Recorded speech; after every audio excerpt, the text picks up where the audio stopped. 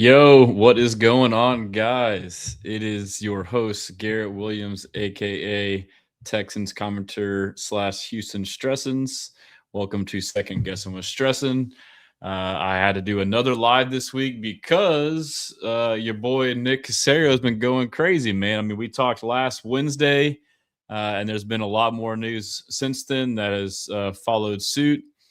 Obviously, the Danielle Hunter extension, the Dalton Schultz extension, some restructurings with Derek Stingley Jr., Jalen Pitre, Joe Mixon was cut. So, yeah, I just wanted to kind of get all my thoughts out there with all you guys on that.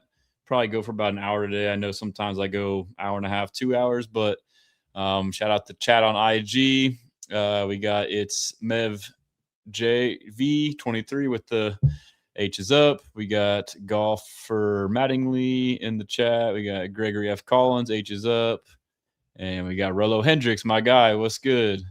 And beyond a funny word I can't say, my guy in the chat. I know we interact a lot on the comments. Appreciate you tapping in, bro. But yeah, so shout out Brandon Halam. He says that, just a minute ago before I hopped on, the Ravens traded for Crosby. BGHTX, my guy, 2 first rounders. Still tripping. RG says Raven trade was crazy. F Austin on YouTube just saw Mixon cut. That sucks, but hopefully he heals most of all. And then Texans Tailgaters IG lots to talk about today. Facts, man. And I'm tired, bro. Like I stayed up late last night. I guess I was like on the high, the Neil Hunter extension, and I was just like interacting with dumb stuff up until almost midnight on Twitter, and been tired all day. And then I've been working my ass off too. Like Nick Caserio's going crazy, but I'm like doing a lot. Like I'm putting every bit of energy I have into this, building this up to make this as big and best as possible for you guys. Working with Texans Takeover. Shout out Texans Takeover. Unrolling new features. We obviously have the cap calculator, which is now going crazy because a lot of the stuff and the options we talked about are happening. And now you can kind of see, okay, now where's our cap at? So it's ever evolving. Having to update it all the time with Caserio making moves like crazy. We also added the draft portion where it's visits, updating that with visits from, potential Texans draft prospects. And then we also added, what else did we add? We added like a free agency tracker, which I'll show you guys, which we're listing every move, whether it's a signing, re-signing, trade, cut, restructure, extension, any kind of move. It's all there so you can kind of see the timeline. So yeah, it's been dope. But yeah, a couple more comments. Twitch. I have a Twitch that I don't ever use, but it gets a lot of bots, and this looks like a bot. But BG says we'll see Crosby and NRG again this season. That's a good point. Didn't think about that. We did well against him last time, though. I mean, he's a dog, but he's a not just a pass rusher. He's also great against the run. So, but yeah. So let's see. Rich Boy J stressing's on his shit. Yep, man. I'm just as addicted to this stuff as all you guys are. So. Nathan Salinas on IG says, let's go get the OG from Detroit Lions. Yeah, so we can go through that too. I mean, also as part of this, that's fun is like, we're all obsessed with the Texans and the NFL. You see all the guys getting released, so potential new prospects. So it's kind of fun to weigh, okay, like would this guy be an option or not? So we can go through that as well. Taylor Decker, I believe, is who we may be referring to. Shout out Nate Dogg on IG. Young Trey, are the Texans going to trade for Devon Achane? I just saw that guy, whatever his account is on Twitter, that posted that 3 teams would be interested in trading, and it'd be the Texans. Why would they trade for Devon Achane? Like, you just got David Montgomery, you have Woody Marks. No, we're not going to do that. Doesn't make sense. And we got our guy. We got the exact guy I wanted, perfect fit. So, yeah, just real quick, my thoughts on the Max Crosby trade. I think it's an overpay. I mean, the Ravens had a worse year this year, so their first rounder is number 14 overall. So they got the 26 and the 27 first round pick. So you would assume the Ravens will be better next year. But hey, new coach, I mean, Lamar regressed last year. Their O-line regressed. I mean, no one's talking about Lamar regressing it's all blaming his O-line. But in my opinion, he was playing bad the whole year, even before they had injuries and all that stuff. And he held on to the ball for forever. So I mean, that 27 pick could potentially be not, a bottom quarter, but maybe around the middle again next year. But also the Raiders, you get rid of a guy who supposedly wants to be there, and all of a sudden now he doesn't want to be there, and you get 2 first-round picks, and you clear the cap. And then another angle too is now the Ravens, I'm not sure the numbers what the cap will be for this year, but you just traded for this player, and now you have to have cap for that cap hit for this year. Max Crosby just signed a big deal where he has a large cap hit. So my first thought was, could that affect the center market? They need a center. Tyler Linderbaum, supposed to get 20 plus million per year. Maybe they're out of that running now because of all this money going to Crosby. And we've seen, the Bears, Drew Dahlman retired, and then they traded for the center from, I forget who it was, but they traded for, or I'm sorry. Yeah. Anyways, the Bears center, I'm probably messing it up. I'm tired, but their center retired, so they traded for one. Ryan Kelly, the center that was going to be on the market potentially from the Vikings, he retired.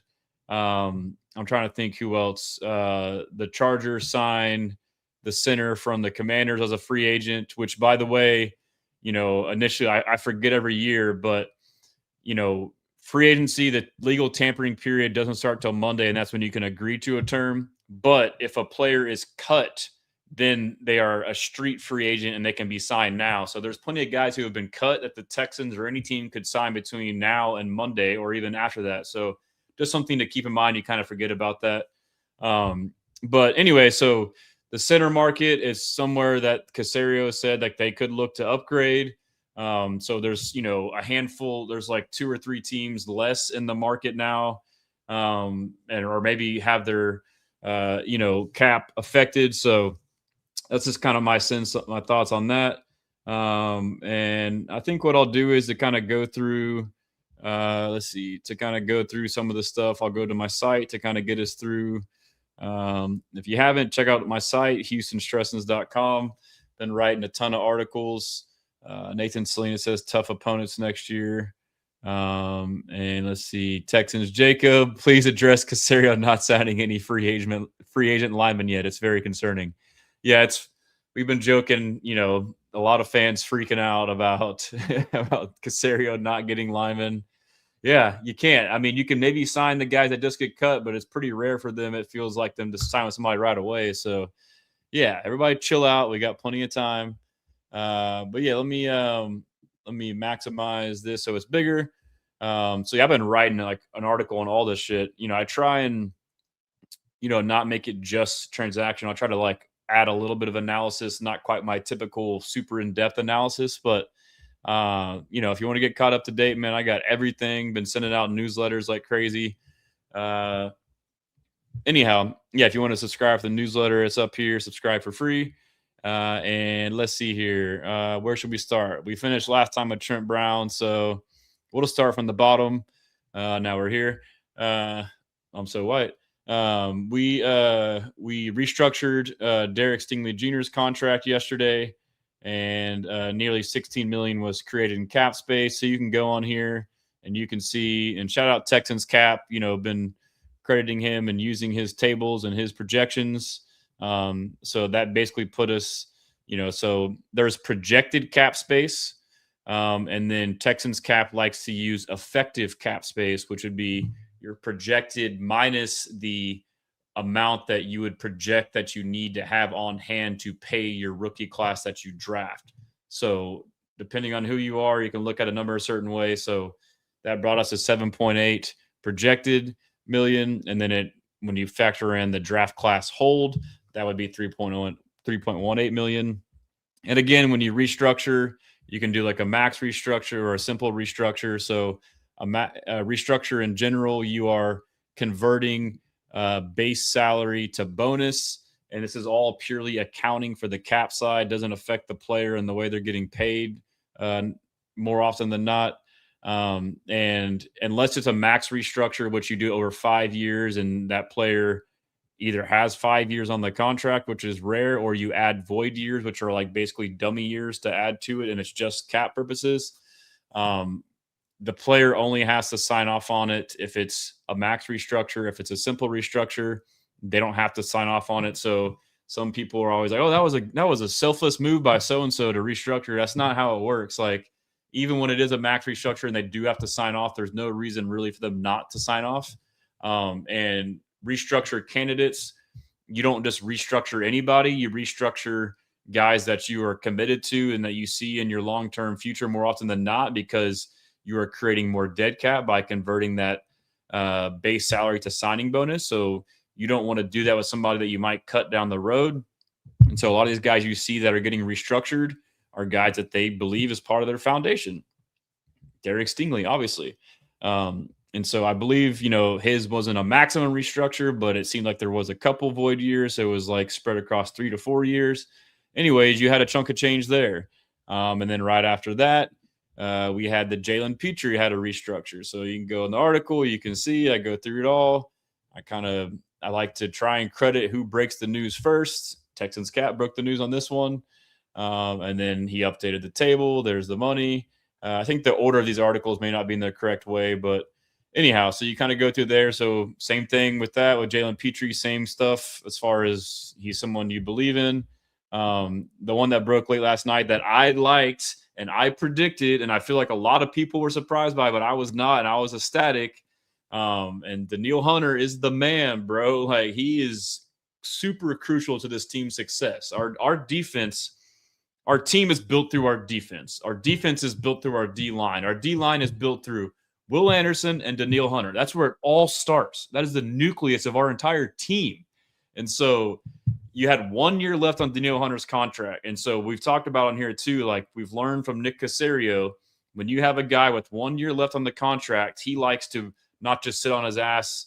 He either wants to be proactive and lock him up and get benefits as far as cap saving goes, or he wants to cut or trade them more often than not. There's some guys you stand pat, let it play out, especially with a smaller contract, or, if it's a fringe player like Christian Harris last year, lower, rookie, whatever contract. But Danielle Hunter, like last year, you extended him like 1 year with like a fully guaranteed high APY, but he's worth it. And you did it early. And then all these other players start getting paid after, and like, oh, okay, it's not that bad.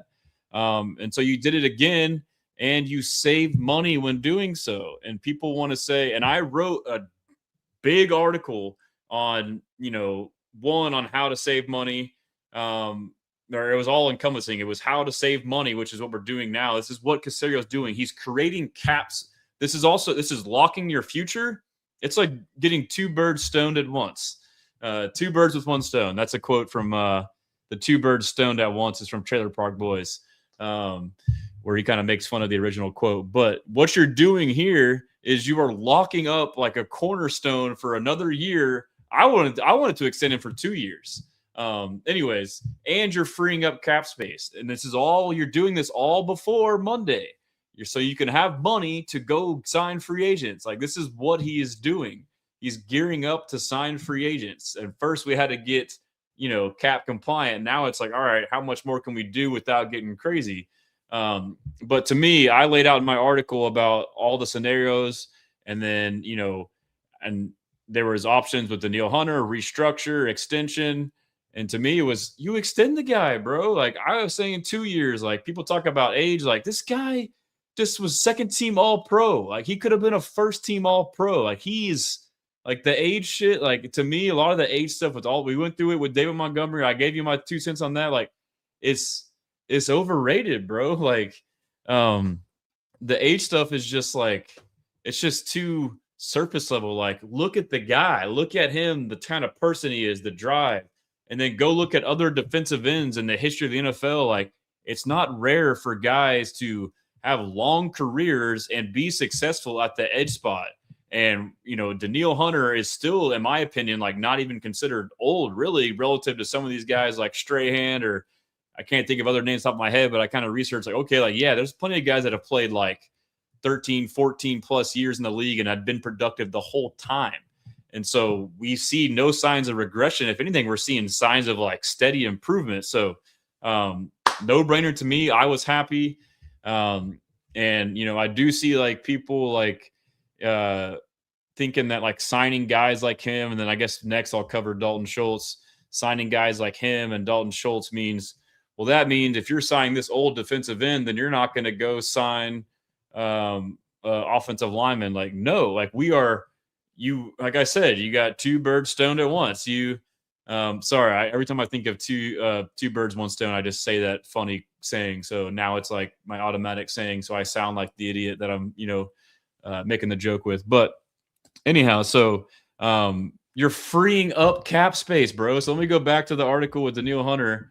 Let's see what happened when we did that. I'll kind of go through the move. I'll go through the cap, and let's see here. So let me scroll down, restructure or extension, and let's see if I had the number.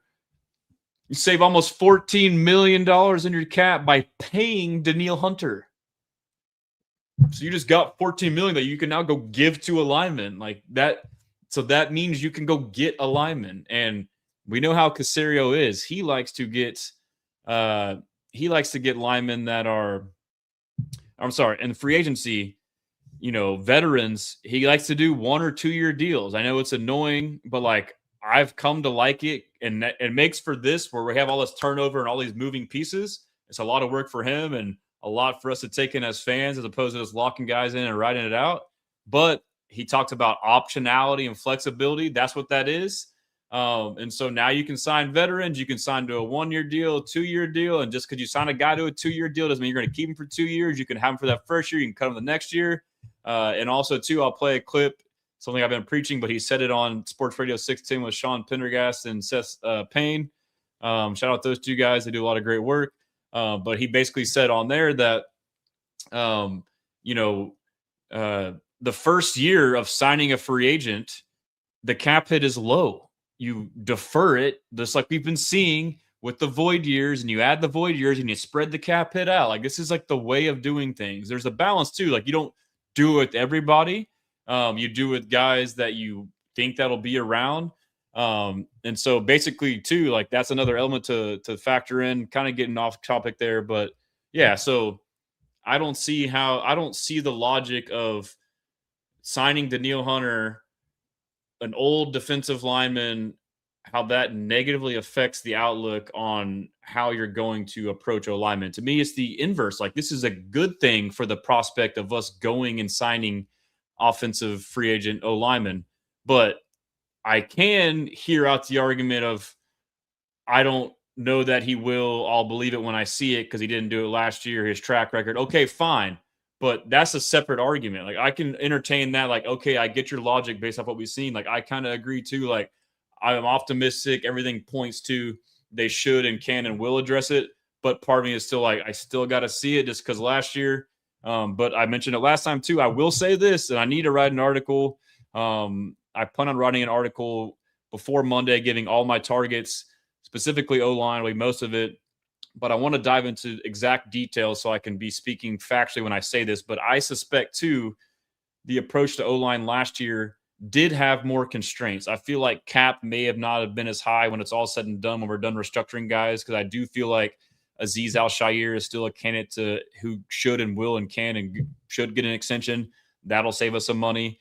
And then we have Nico Collins, who I think should get an extension, even though he's got 2 years left. But he's either going to be extended or restructured to bring in some money. Potentially Tommy Togiai, but the savings wouldn't be as crazy. And then some cuts. Mario Edward Jr.'s could be on the bubble, or some other guys we may not be thinking of potentially. So there's still more cap to be created. But I want to – so I think last year they were constrained potentially on the O-line, where we got a bunch of bargain guys. We got Cam Robinson. We got Ed Ingram. We got Trent Brown. We got Laken Tomlinson. We got a bunch of veterans that were like pretty much bargain barrel. Like, none of them were like even like close to medium. Like, I think maybe Cam was $9 million, something like that. So like maybe you can consider us like a mid-tier guy, but like nothing over $9 million, I believe. So like we were pretty cheap on the O-line. I think a couple factors is we didn't have enough cap. even if, and I don't know, I got to check the numbers. Like, even if the cap was higher, we had more needs across the board. We got Christian Kirk, who was a $18 million cap hit. We had other positions to fill. So that was part of the issue too. Obviously, now we have to sign defensive linemen, but it's really right now, it's just offensive line and interior defensive line. And you can sign one or two cheap interior defensive linemen. We've shown that we can go cheap on the interior defensive line and get a good return on that because of our system, because Will and Danielle make it easier, and because of the style of the defense, and because of the coaching from D'Amico. And you can draft guys there too as well. So, I think that was a factor. And I do think like the actual market and the pool for free agency linemen may have been lesser potentially. I got to look into that in more detail. But I myself personally, like, admittedly, hand up, I was all about Mekhi Becton. My main guy was Kevin Zeitler. Didn't get him. I thought he went for a fair price and did okay last year in Tennessee, better than what we would have had besides Ed Ingram. But as far as Lake and other guys go, he would have probably performed better. So, so we were all kind of underwhelmed. So I think we have to think that all that stuff in. And so you fast forward to this year, potentially more cap, less holes to fill. And then the last part too is I do think that they had a plan to, I can't prove it, it's just based off reports and what you heard. I feel like the board, the way the draft was set up, strengths, the position, the depth, the needs of other teams, the run on players, trying to trade up reportedly for Kelvin Banks and all these guys. You get Donovan Jackson taking the pick before you. The Cowboys take Tyler Booker at 12 or whatever it was. Like, there was a lot, Greg Zabel got taken earlier than we all thought by the Seahawks. Like, I think they kind of got a shit run, And so I feel like this year, again, going into the draft, it should be a better position too to also supplement. So my approach now is sign 2 to 3 veteran linemen and in the mid tier, maybe you get a higher tier and a lower tier. But there's options. We talked about it here on Wednesday. There's options, and it's a hybrid approach. Some people are saying like it has to be this way or that way. Like, you can do both. You can sign some mid-tier solid veterans that, worst case, they're your starters and they're better than the starters last year, and draft guys in the early rounds to, hopefully develop. But we saw it last year. We did that with Ursery.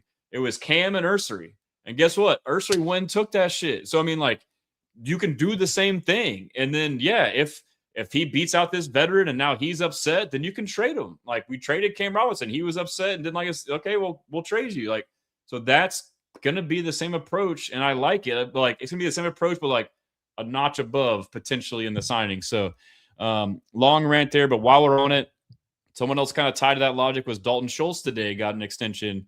In my article, I said that I would have just, let it ride out and potentially replace him.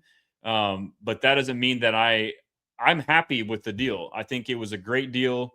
And so I'd even talk about the numbers for Danielle Hunter real quick. Let me do Danielle Hunter's just to get the for the audio listeners out there. I know people like to just, maybe you're cutting your grass or something. I know how I am listening to podcasts. I just do chores and I got a freaking AirPod in my ear. But so Danielle Hunter had a 1 year, $40.1 million fully guaranteed extension.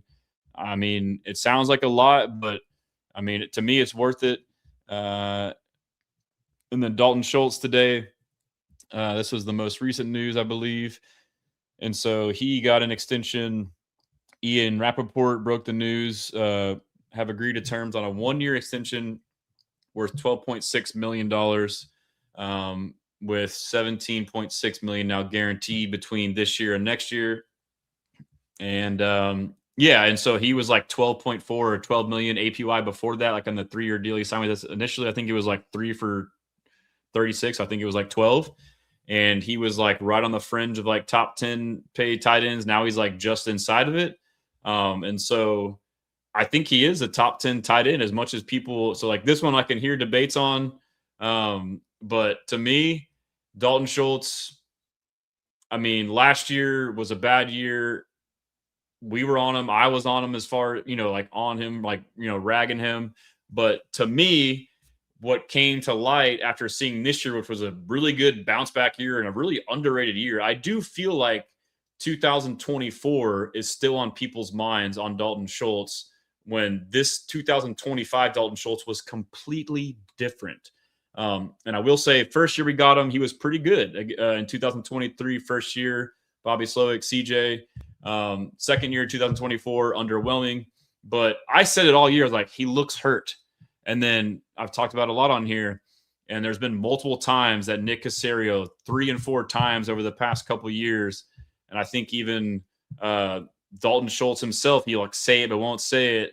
Like, he had surgery. Like, I'm pretty sure he had like a torn meniscus, like something serious. Like, you could tell he wasn't fully running. And then obviously you can't run routes. Obviously you can't block a freaking 280-pound defensive lineman with a freaking torn knee. Of course you're going to look bad. So he was hurt in 2024. He was hurt. And that speaks a lot to him to play through it. But also on top of that, the scheme was ass, dude. Like, the protection rules out wide where he looks lost, it's all bullshit. Like, where the nickel comes down, they don't know who to block. It's all mental. That doesn't mean that he can't block. They just couldn't sort it out because their protection rules were so bad under Slowick. They kind of got exploited with that condensed formations, bring the nickel on. They don't know what to do. There was no hot routes for that. And then also it's a wide zone scheme.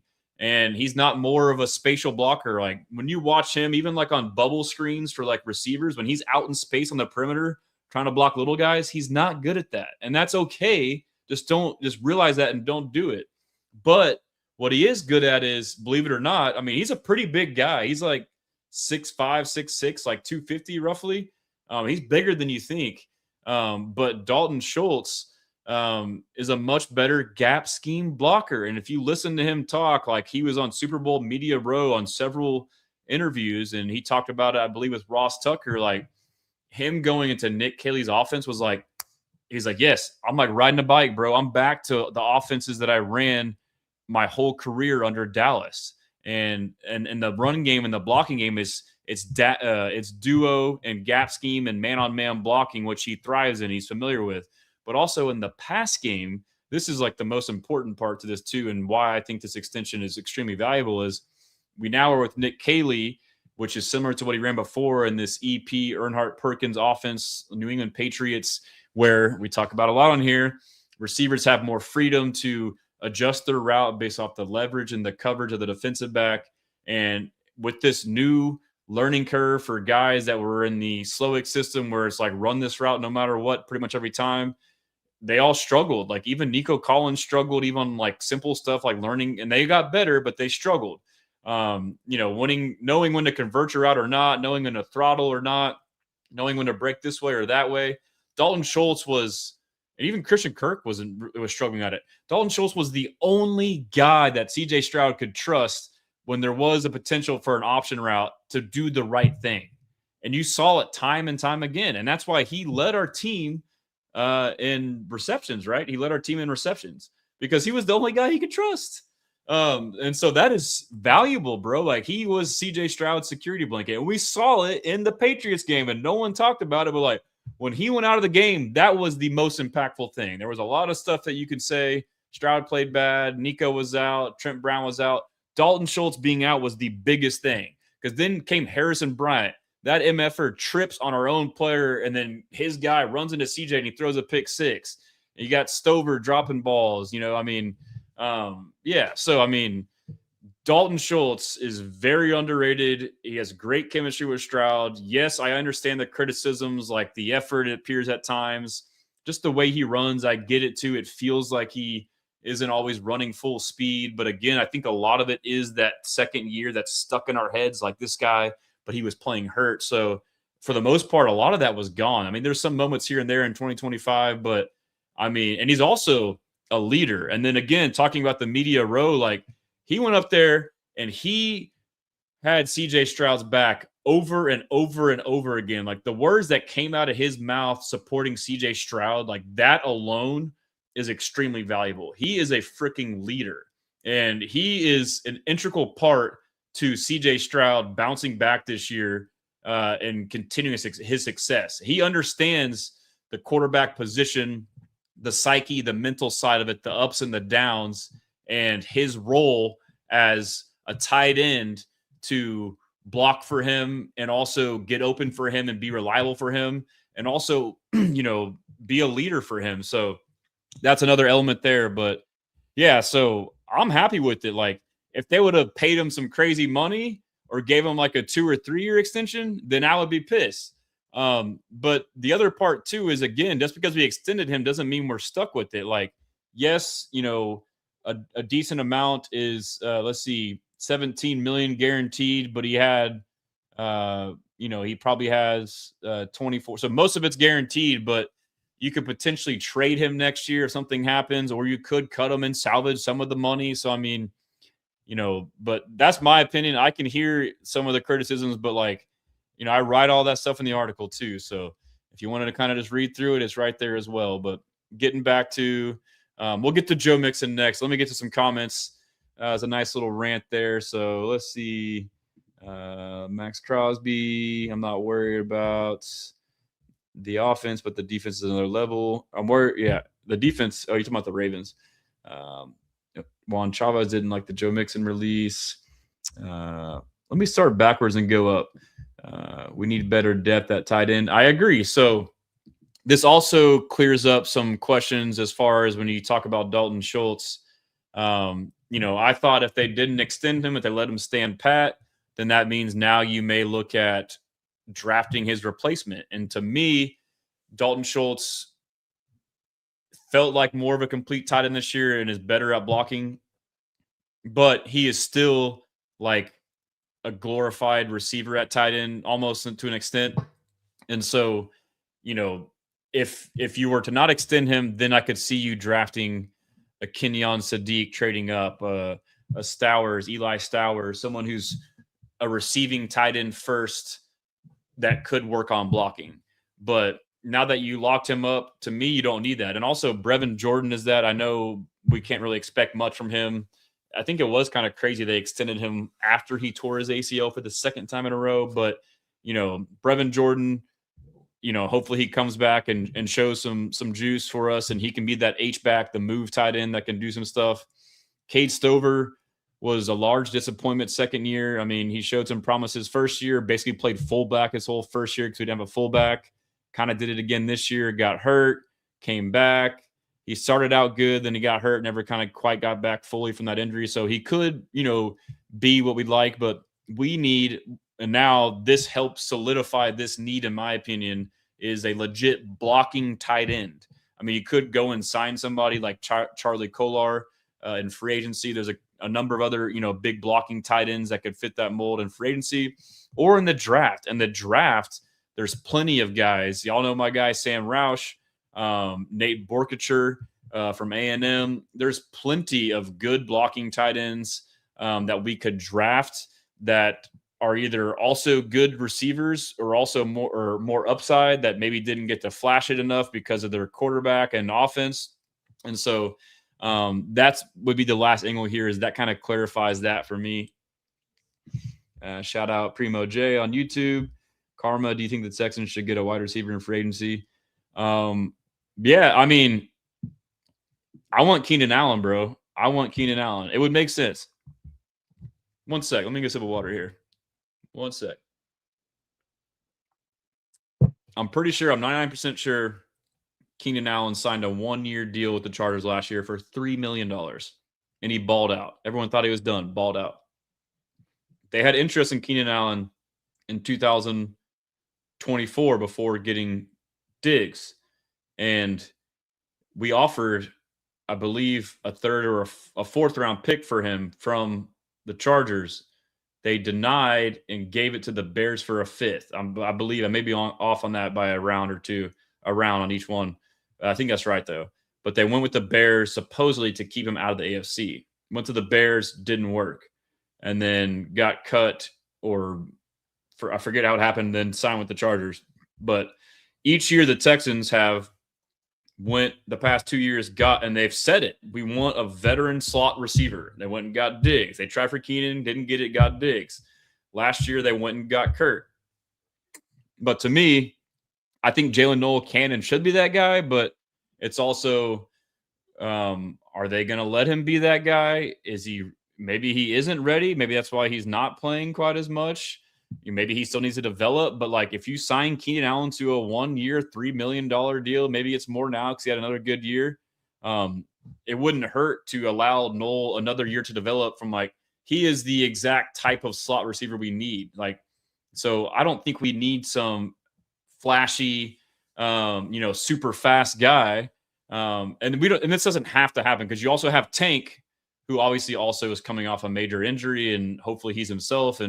But he's been an outside receiver for us. Maybe he starts to play some slot. So you have a couple options, or you could start putting more Higgins in the slot. But right now on paper, it's probably Noel and Tank that'll probably play the slot. But I mean, if you keep 6 receivers, so I mean, there's still room for a spot for him to join.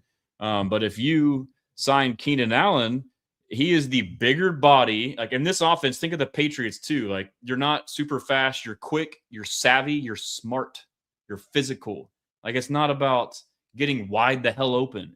It's about the same thing I talked about with Schultz, knowing how to read a freaking defense, bro. Like, Christian Kirk is not that kind of slot receiver. He's like a vertical speed slot. He's not like your little grimy, grinded out. Even though he did do some good there, but like, Keenan Allen is big, bro. Like, he's a big, tough slot receiver, and he's quick and he's sudden. He's smart. Like, he would be a perfect fit. He would be just, and that he is what I thought Kirk was going to be and never was. Like, if he is on the team and he's on the field, we saw with Herbert last year, they can just call a play and say, hey, I'm going straight to Keenan. And no matter what they do, he will get open. I can get 4 to 5 yards every time. So that would be what I would get in a receiver. Other than that, I haven't really thought much past it, but I'm open to it. I mean, obviously it's not a dire need. Carlos Ramirez, the problem is that the Texans have been signing just okay defensive tackles. They need to add better ones. Watch the Eagles. Yeah, I mean, there's an argument for that. It's tough. But yeah, given the O-line too, I mean, I wouldn't mind, like, it was reported by Aaron Wilson that the Texans aren't expected to re-sign Danico Autry, which I said that probably could happen because I looked at the potential replacement options out there. There's some good options to replace that specific type, that taller edge tackle flex, like a Reek Armstead might be a cap casualty or trade target. And DeForest Buckner, I mean, and those are like the same prototypes. Brandon, I got tricked by Becton. I did too. Which, by the way, I wouldn't mind taking a flyer on him now. Last year, he was there. If one thing is true too, and I've kind of hated on Caserio for this too, but now I kind of appreciate it. He will never overpay. So Becton was at an all-time high. His market, even though he only went for whatever it was, I think he went for like 9, and we all thought it'd be like 15, 20. But he was overhyped, right? He was coming off the best year. He is literally like stock. I want to buy low at good value, or be early. And so Ed Ingram was that last year. You bought him low, and then he balled out, had his best year ever. Like, guess what? Now he's going to be high as hell. We're not going to, I mean, maybe we do. I'm wrong, but like, I don't see us having the money and then overpaying and buying high on Ed Ingram. And so that's tough. Like, I would like to have him back, but it doesn't seem the most logical to me. So that's the inverse. Now Becton is back down to earth. Maybe he's worth a crack, as like a depth with a potential reclamation deal, not as like your plan to be your starter. All right. Appreciate that. And so I can get to the cap space here in a minute. Can Dale handle the slot, him and Noel? Yeah. So, I mean, that's a good question. Like, Dale is smaller, but he's tough. That's a good question. I don't know.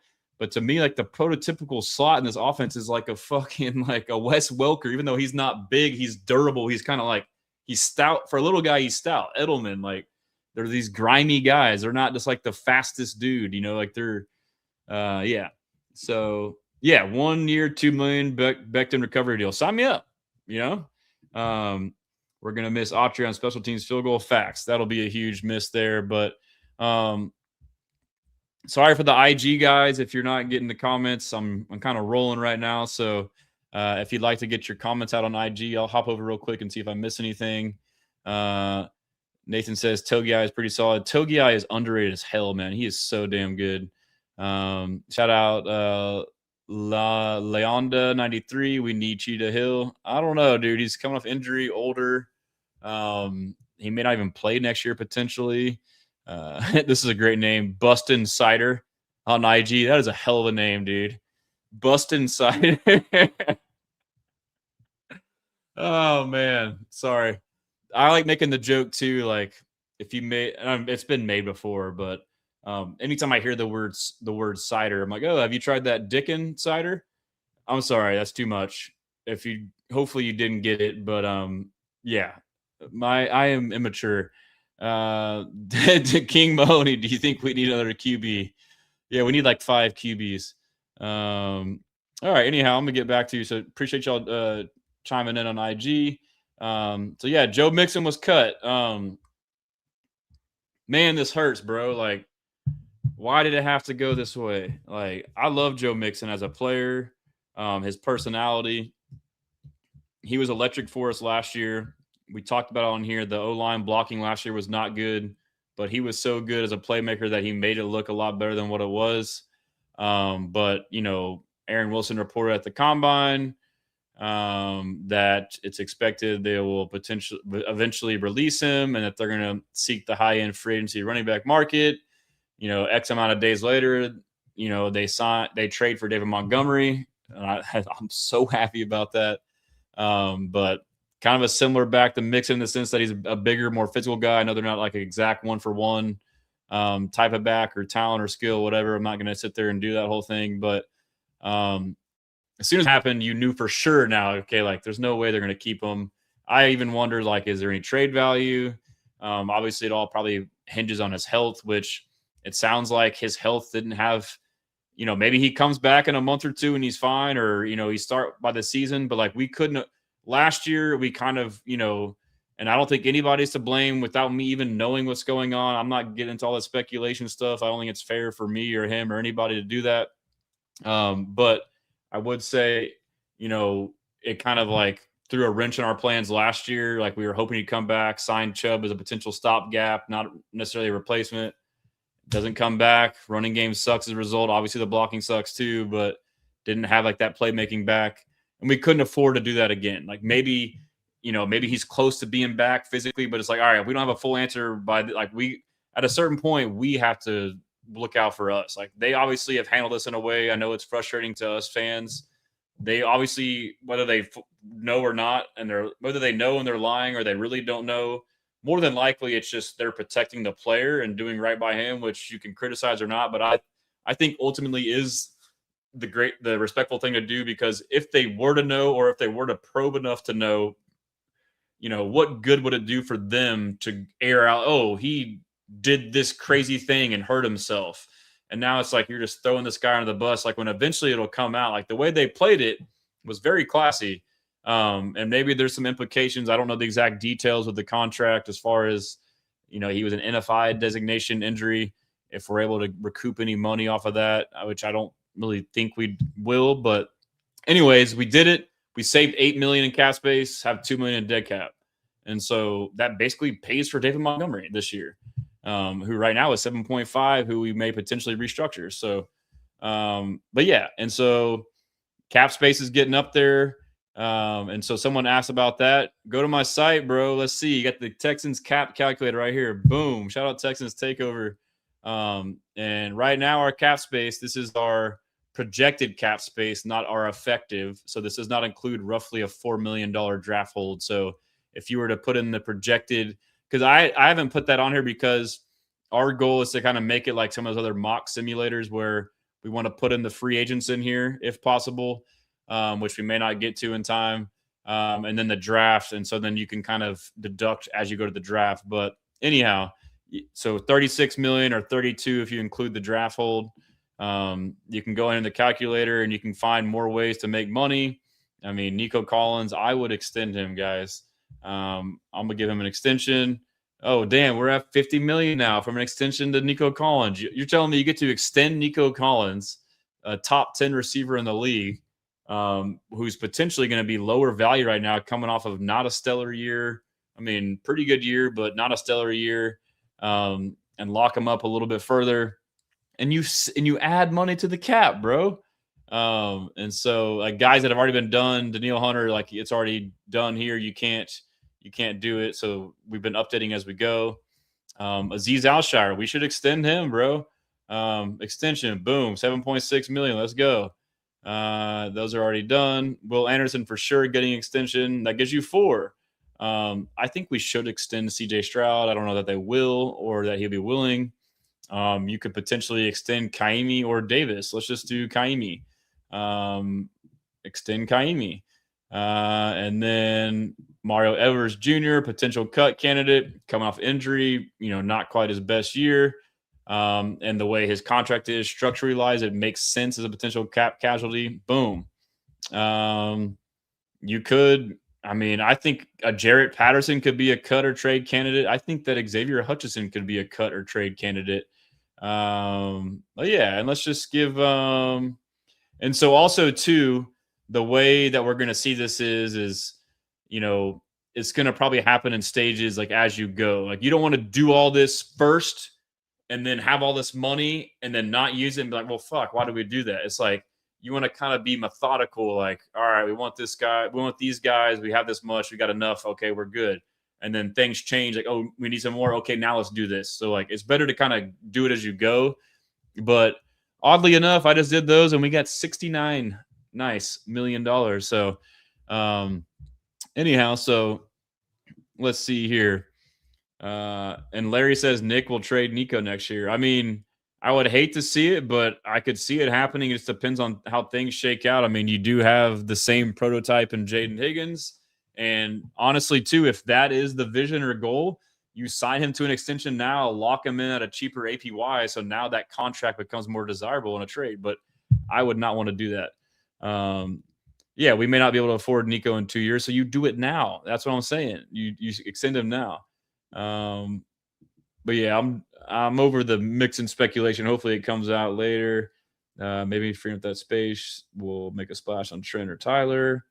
Yeah, we heard that Mixon was requested to be released. I saw that too. Larry says, I want a big splash. Demo was a double, and I want a home run. Trent Williams, Linderbaum. I don't know that Trent makes sense, but I'm starting to think, like, as of the last hour or so, that maybe Tyler Linderbaum could be in play. I don't know. And I have no insight or anything. I'm just a fan just thinking, like, that would be sick. Or even McGovern, dude. They might do it, bro. Like, if you had to get one position now, you got your tackles. Like, Trent Brown is and can be a starter. You could maybe upgrade or get more depth. But my we talked about it last week, would be just draft a guy and to put behind him, because now you got Fisher and then another guy. That's pretty solid overall 4 tackles right there. But now, center, like a dominant center, dude, it all starts right there. So, yeah, Aaron said Linderbaum was not in play. Yeah, just because I love Aaron. Aaron's my guy. I agree with that. I would think that too, but I'm starting to think now, like maybe and that's because of like how it's kind of shaping up, teams filling their needs. There's less competition, and other teams that need them may not have as much money, but like there's teams like the Giants or whoever else, maybe the Jets even, that probably got a bunch of money. The Raiders, the Raiders sounds like a place that is, I don't think it's likely. But, and I'm just saying too, like, also because we hear reports doesn't mean we have to like fully believe it. And that's not to discredit anybody. Some of this stuff is speculation. I don't know what his specific language on that was, but anyhow, we also re-signed MJ Stewart. My quick thoughts on MJ Stewart. In my article, when I said, should we re-sign him? I said, yes. And we re-signed him to, did they say the deal? I'm sure it was like a cheap deal. $1 million, $2 million, 1 year deal. But, he stepped in at strong safety after CJ Gardner-Johnson got hurt and played damn well, like up until week 8 or 9, and then tore his quadricep against the Jaguars, I believe, in week 10. And he was playing really good, man. So he was a guy that was here before D'Amico, been here the whole time. He's a swarm guy, a special teamer, bottom of the roster type of guy.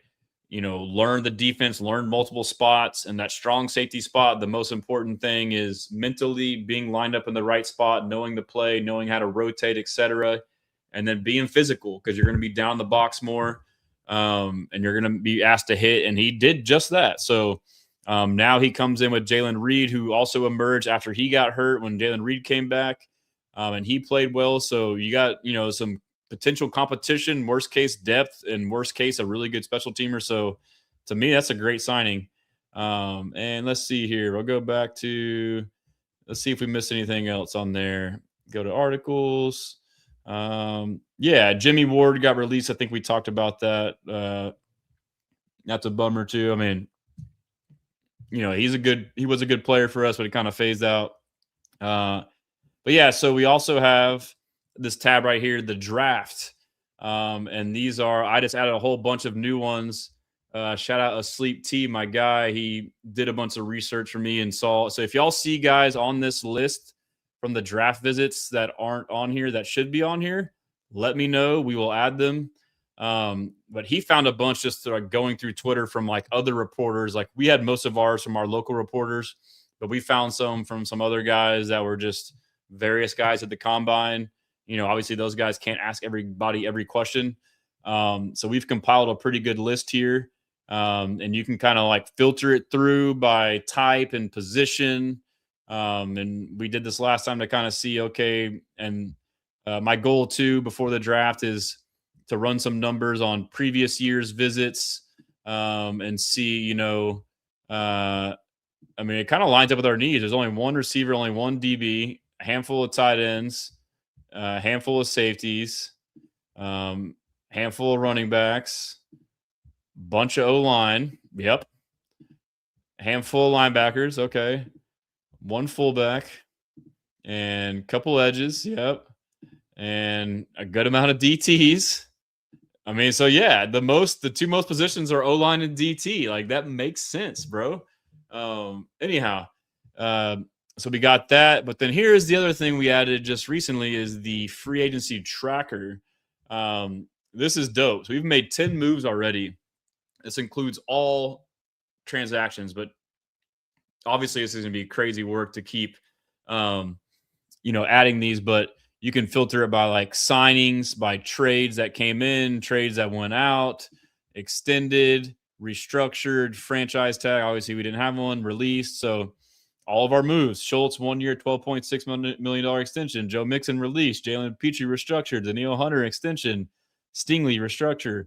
Trent Brown re-sign. Jimmy Ward release. Montgomery trade. Scruggs trade out. Titus trade out. So I think that's it. If y'all notice anything missing on here, anything missing on the draft visits, or anything missing on the cap calculator, let me know. They're all on the site. On desktop, they're on the top on the header. If it's mobile, you got to click the menu and it's dropped down. Also, while we're on here too, added a Nick Caserio shirt. I might get another one, but partnered with somebody on that. And then also got, obviously it's back to light now. The Step Brothers, Will and Danielle, still in play for another year. There's a lot of merch on there. I got some of my own stuff. Plenty of CJ stuff, which unfortunately right now is not so hot. But Boy Anderson, the Terminator, Stroud, Aziz, got a whole bunch of stuff. So maybe I'll make some more designs.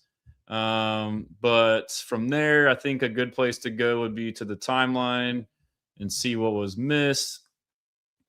James Palmer reported that the Jaguars were also in on Max Crosby, but the lack of a first-round pick from the Travis Hunter trade hurt their chances. But they were a team that wasn't talked about much, but certainly was in the mix. That's awesome. I'm going to tweet right now and say, love to see it. All right. And we'll go to profile. We'll kind of work backwards here. So let's see. This was Nick Caserio, like I mentioned earlier, top of the show, talking about free agents, and let's just let it rip. And again, the one thing too on these free agent signings, there's going to probably be some big deals that are signed across the league.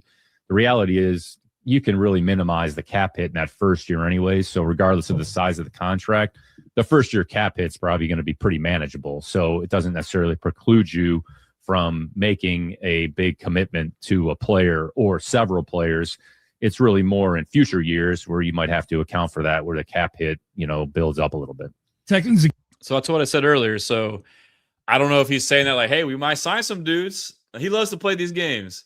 But it's also, I said too, like, this is a reminder too, like a lot of people, are arguing like, oh, we can't sign anybody because we got to pay Will and CJ and you got to pay, Bullock and Lassiter. Like, yeah, but dude, all right, first off, Will and CJ, they got 1 year left on their rookie deal and they get a 5th-year option. They're going to do those. That's 2 years. And then, like he just said, the same with free agents and signing guys. That first year is going to be pushed down the road. So there's 3 years until you see those cap hits. Like, so that whole argument is just dumb to me, bro. But yeah, shout out Texans Takeover. He says MJ Stewart is still missing. Can't seem to find a cap number. If you don't give him a subscribe and follow on YouTube and Twitter, he does some great content as well. He's got some great analysis, great mock drafts, as well as me. I forget to promote my own stuff. I'm sure y'all do, but all platforms, either at Texans Commenter or Houston Stressins, Instagram, Facebook, Twitter, YouTube, TikTok, website, obviously, newsletter. Yeah, all that good stuff. Subscribe, podcast, Apple, Spotify, subscribe, leave a review. That's a way you can help me out. Larry Payton, my guy, nice website. Appreciate it. Great idea with the filter for that page. What I want to do on the site is, and this was, someone said it today, and this was like one of the first ideas I had when I first made it a couple years ago, is on the top, like have like a slider bar. It's like blessing or stressing. And like each, fans can, or us can go on there and vote. And like, it can get like a temperature of where we're at as a fan base. I'll find a way to get that in there too. And then like I'll find a way too on mobile to make it like pop up right when you log up, like draft stuff or like, off season stuff. So it's more, if y'all notice anything on the site, like if it starts to slow down, if it's buggy, if something looks bad, something missing, please tell me. I want to make it as good as possible. What's up, Goat? Hennessy Black says, speaking of DBs, we desperately need cornerback depth. Oh my God, 11 cannot be a third. We got Jalen Smith coming back, dude. Drafted him last year. He's a stud. Yeah. So, anyhow, going down, the great Gladstone shoots himself in the foot, challenging the very boundaries. Yeah, he's hilarious, dude. But yeah, going down. Let's just see what else we got. Yeah, and I made this tweet. I said, whether you like the moves or not, it's hard to deny that being a Texans fan with Nick Caserio as GM with this 2-year window, high turnover, and aggressive approach is a lot of fun. I mean, like, we're active more than any team. Like, it's a lot of work for him and us, but I like it. It's exciting, dude. Like, NFL, like, the offseason is almost, like, more fun than early in the year, dude. It's insane. But, yeah, let me just keep going. So, the Vikings are now expected to release Jonathan Allen and Javon Hargrave. What's up? I'm willing to take a look, dude. Like, I've become more open-minded. I used to be like, nope, don't need this, don't need that, too much. Like, some guy, I try to be rational, but, like, they could be at decent values. Javon Hargrave and Jonathan Allen at the right price. There's some D tackles right there. I believe Javon Hargrave has been in the system before. Jonathan Allen was someone that I wanted to get on the Commanders, a little bit of a bigger guy potentially. Let's see. Yeah, Ryan Kelly retired. And Caden Proctor had our first official 30 visit via Aaron Wilson with us. So that's a good one. Bo Anderson Jr. went fishing at the jetties. My family has a house right by the jetties, and we don't have our boat anymore, but we used to fish there a lot. And I catch these things all the time. These big uglies, these big black drum, big bull red, sheep's head. That's some fun fishing right there. So let's see what else we got. Let me X that out. Yeah, so Taylor Decker, no longer with the Lions. I mean, sup? We just re-signed Trent. May not make sense, but right price. Potentially Ursery could move around and Ursery could be the right tackle. And then now Trent swing and he's the left tackle. Like, who knows? I mean, you never know. Again, it's all relative. I know it's annoying to say, but yeah, kind of getting most of that. And this was funny too, because on Nick Caserio on Sports Radio 610 with Seth Payne and Sean Pendergast, Seth asked him about the rumor that after we traded out of the first round that we wanted to trade back in, and Caserio squashes it pretty abruptly.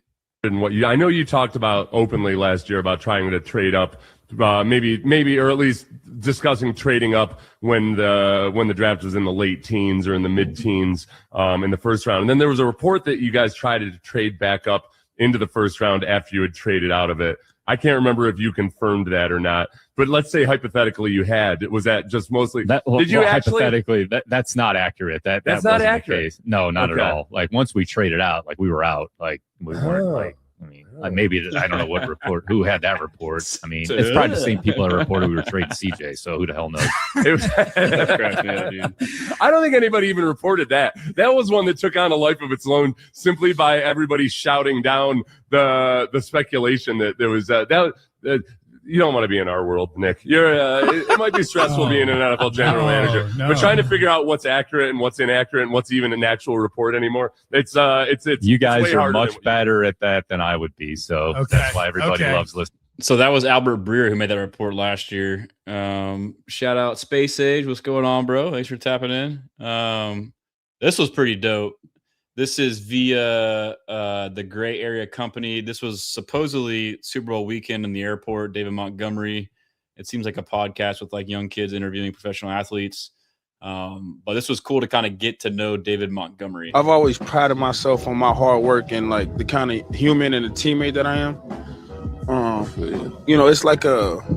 It's like one of them scales.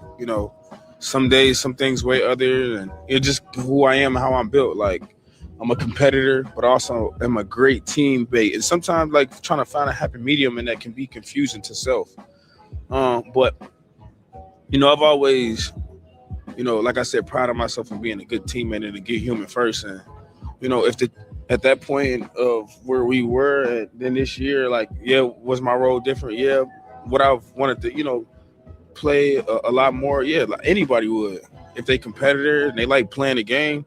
But like, our team felt, and our coaches, which what I'm saying, I trust, they made the decision and feeling like whenever I when I need to be used, that would be what it was. And I always try to pride myself on, like, whenever my opportunity was presented to me, I try to capitalize every chance I get. I mean, I feel like that's just the story of life, though. Like, you go through life all the time trying to figure out why is shit the way it is, or why I look like this, or why it's like this. But what I'm saying, sometimes you gotta, to get to it, you gotta go through it. And I've learned so much more this past year than I have learned in the other 6 years of my career, because everything didn't go my way. But that's cool, though, because it's like callousing me as a human and as a player.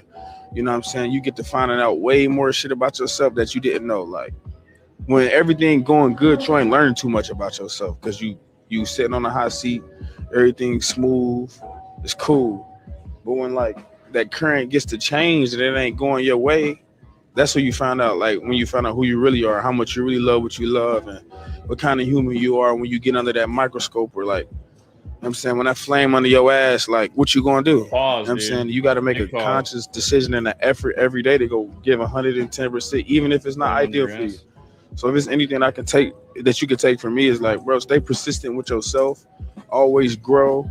Don't allow nobody to jet lag or take any form of your happiness that you have, and enjoy every aspect of it, because this shit go fast. I was talking to my brother today, like, I'm in my 8th year. I remember when I was throwing a ball around him with him in high school. You know what I'm saying? This shit go fast. So I don't want to waste my time that I have focusing on the shit that I can't control, because it don't matter. I can't control it. It ain't up to me. If I come to work every day, I grind, put in the time. I'm a great teammate, bro. I'm having fun with it, bro. I'm cool. I'm fine with it. I definitely understand everything you're saying. Like, that shit, it's what you're saying, make things seem like more simple. You feel me? Like, that's pretty cool. You kind of get some good insight, like, the way he handled that situation, his perspective on it. Like, he seems like hungry, but he seems mature, like he'll fit. Yeah, kind of going back through, make sure I didn't miss anything. This was dope. Shout out Texans Fan Battle Podcast. Y'all give them a follow. Check them out. They had Bernard McKinney, B-Mac, my guy.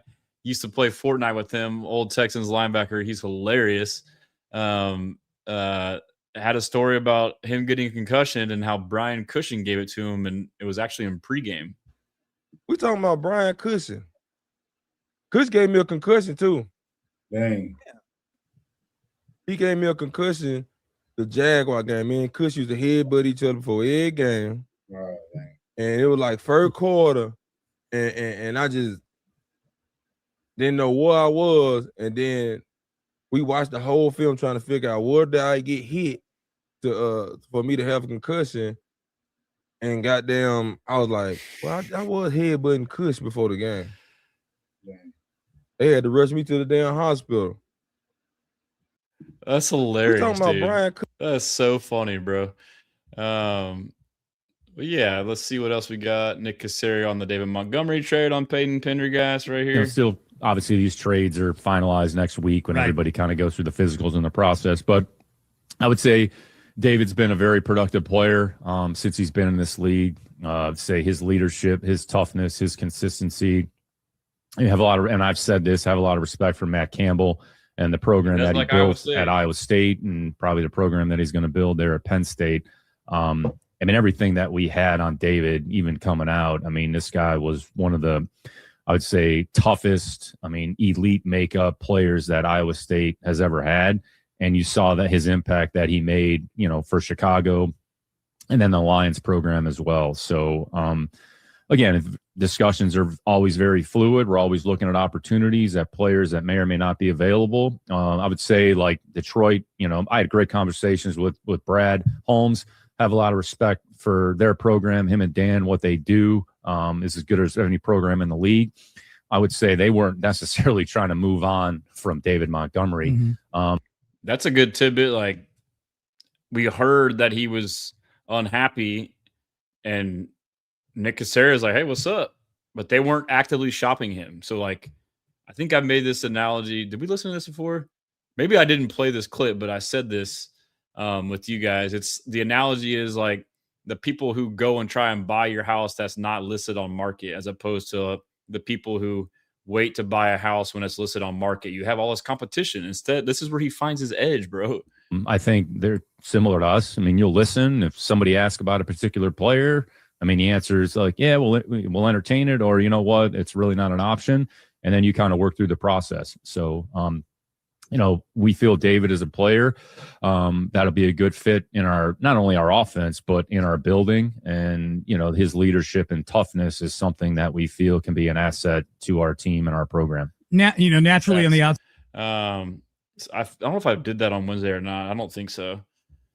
Yeah, I don't think I did. This is still yesterday. Let's see what else we got. Kind of just going through the timeline, make sure I didn't miss anything else for you guys.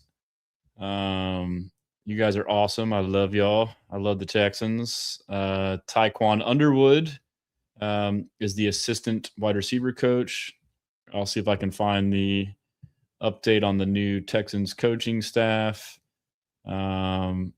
But yeah, here's Will Fishin right here with Captain Sharky Marquez, the Galveston Jetties. What's going on, guys? I'm Sharky Marquez. I'm Will Anderson Jr. We're with Academy Sports Outdoors. We're going to show you how to use these crabs and catch giant fish like this. Let's go! Think about you tackling somebody that's, winning touchdown. You're tackling somebody, all right? Yep. Real.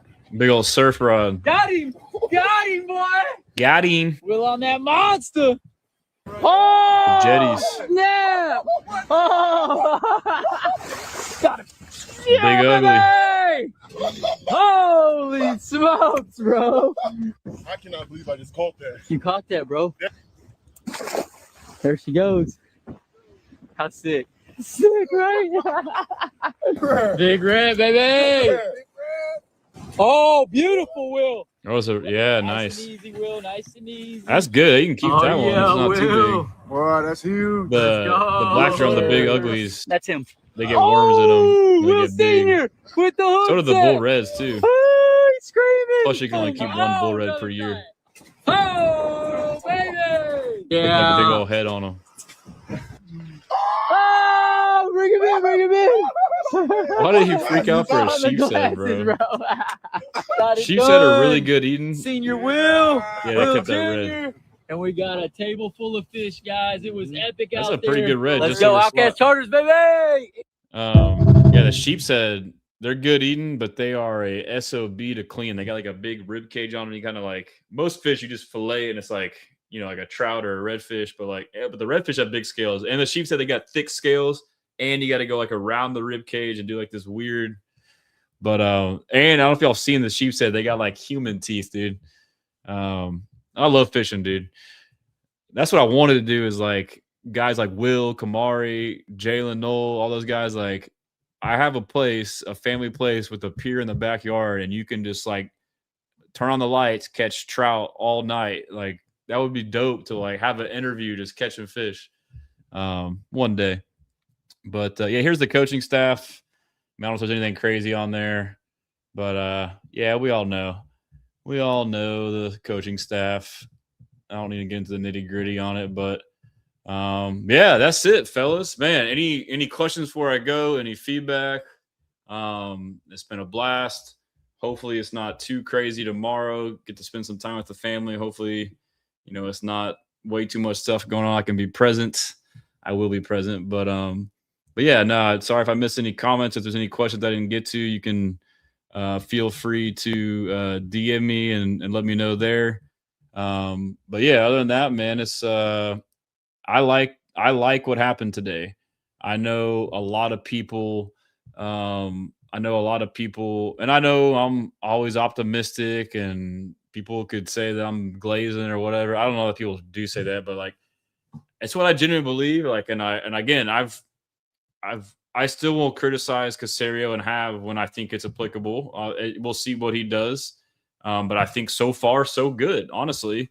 I really have no complaints. I see a lot of people have a lot of complaints, which is fine. We all don't see it the same way, but yeah, I think it's we're in a good spot. I'm excited to see what happens. Knowing him, probably a busy day tomorrow, but and then Rishi Lankala says keep an eye on if the Giants trade Dexter Lawrence. Yeah, man. I used to try and nitpick stuff, but Caserio's open-minded. You could see it happening. So Larry says, do you think Diggs would return for $10 million?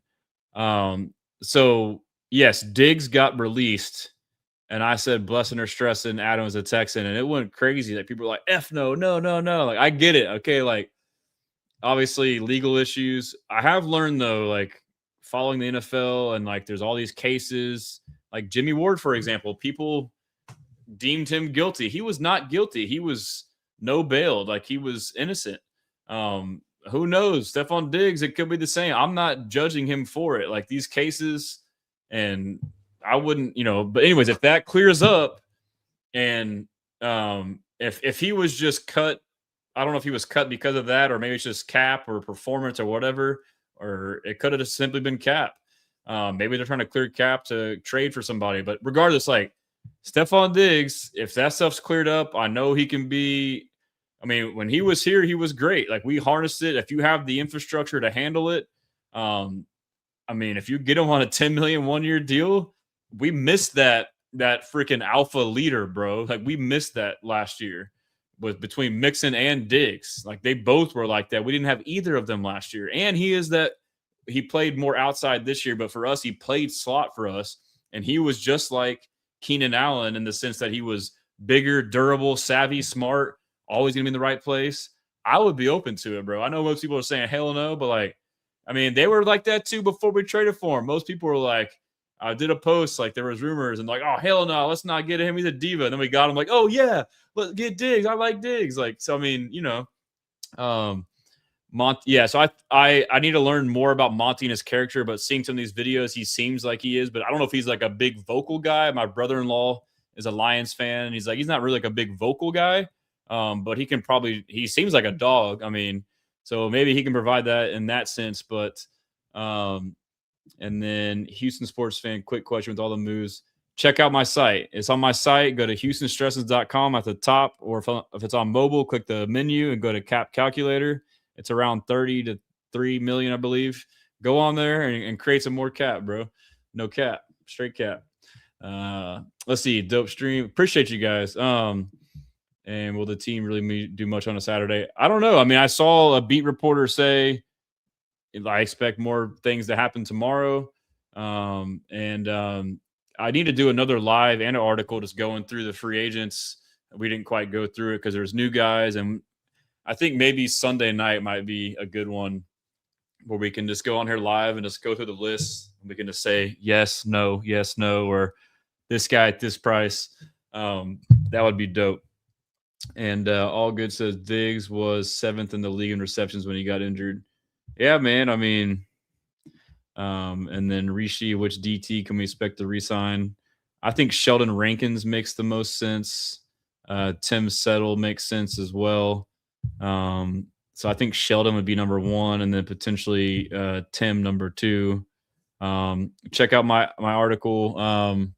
Let me see here. I'll just show you real quick. It's I guess I should probably repost it so you guys can see it. But I did one where I went through every player, what I think we should do, like the priority, low to medium to high, and what kind of deal we should do for them. But if you go to articles, you got to scroll down a ways because Caserio has been crazy after it. But I also did it I also got this one here, which is, guys that we could trade for potentially, which, or potentially could be cut in the coming days. A lot of these guys have been cut. So that's one there.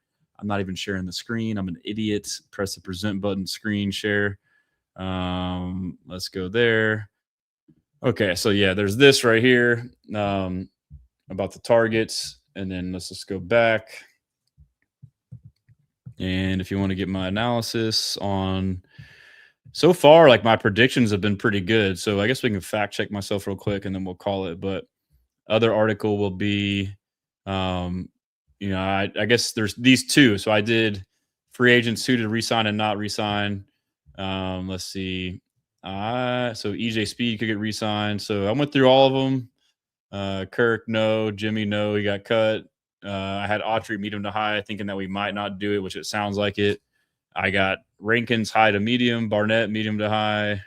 Anyway, just go through there. I'm not going to do all of them, but I will go through the ways to. And this isn't like I didn't make some crazy predictions. So the other article here would be ways to make money, to create cap. I'm sorry, and so.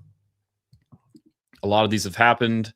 I was wrong on Schultz. I said I think we should stand pat, and I don't know if that's what I thought they would do, but they extended him. I called the Danielle Hunter one. Not called. We restructured Pitre like I suggested we should do, or it made sense. Same with Stingley. Anyways, they're all there. A lot of stuff. So anyhow, appreciate you guys. I said re-sign MJ Stewart. I was for it. And Rishi says that is, let's see, MJ Stewart re-signing is the most underrated signing of the offseason. He wasn't amazing. All right, Texans Takeover says, let's get your free agent prediction, Stressens.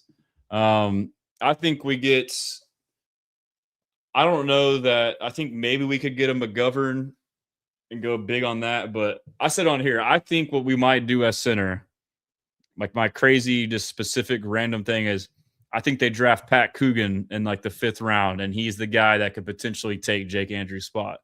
I think that, Cade Mays sounds, as far as the price, it makes sense. I think that they could go with a Wyatt Teller, Joel Bitonio, or Kevin Zeitler. 2 of those 3, I would be ecstatic with those. And then I think obviously, I got to dig deeper into it, but nothing crazy.